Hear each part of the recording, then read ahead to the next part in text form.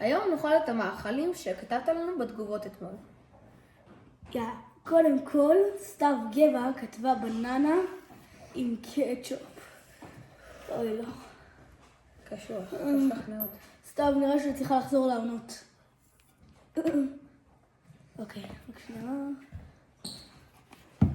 אנחנו פותחים את הדבר הזה. הנה.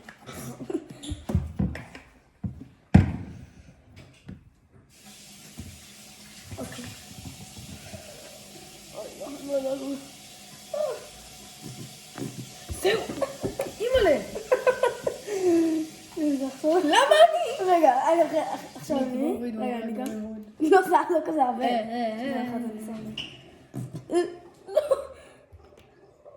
רגע, אוקיי.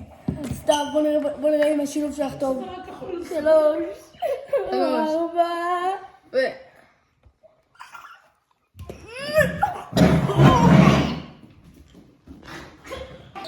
זה הדבר הכי מגעיל בעולם. סתיו, את צריכה לחזור לעונות, לא לבשל. הדבר הבא. מיץ לימון עם מלפפון. אני מת. הכי קצת. זהו. סתרי? שמיץ. זה באמת נראה טוב. זה נזלג. אוקיי, מוכנים?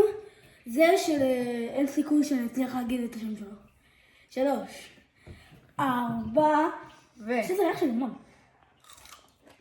לא רע. משהו בטוח שלא הייתי יכול יותר פעם.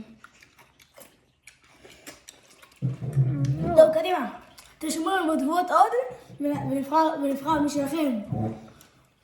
תעקבו לסרטון הבא.